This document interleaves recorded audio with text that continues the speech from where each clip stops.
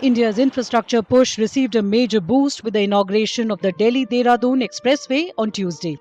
Built at a cost of Rs 12,000 crore, the 213-kilometre corridor is set to slash travel time from 5 to 6 hours to just 2.5 hours, making it one of the fastest intercity routes in North India.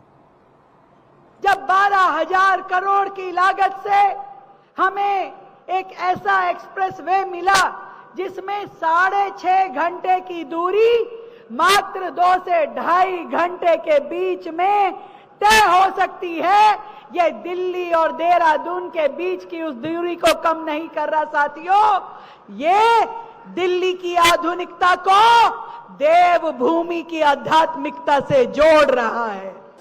For Delhi commuters, this translates into faster travel and reduced congestion. The expressway improves connectivity to Baghpat, Shamli and Saharanpur while linking key corridors such as the Delhi-Meerut Expressway and the Eastern Peripheral Expressway, helping ease pressure on city roads. Delhi Dehradun highway के कारण आपको पता है कि Shastri park से ऊपर भी उठ सकते हैं पुल के ऊपर, आप गीता कॉलोनी से उठ सकते हैं पुल के ऊपर, और जो दूरी 1.5-2 घंटे की होती थी वो 2 से 7-8 मिनट तक की हो गई है. गाड़ियां तेज़ी से निकलती हैं और धुआं उनका रुकना, वो सारा नुकसान ना के बराबर हो गया. तो इससे हम दिल्ली को जो पोल्यूशन मुक्त करना चाहते हैं उसका बहुत बड़ा लाभ हो रहा है. Smoother traffic flow and reduced idling are expected to significantly cut vehicle emissions. By diverting heavy and long-distance traffic away from Delhi, the expressway could also ease congestion, a major contributor to the city's air pollution.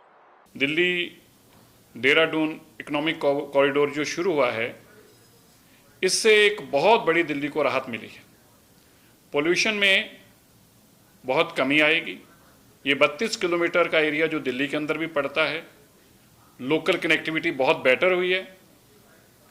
Delhi में vehicular pollution के लिए लगभग इस corridor पे चलने वाली गाड़ियों से 19% कम फ्यूल कंजम्पशन होगी.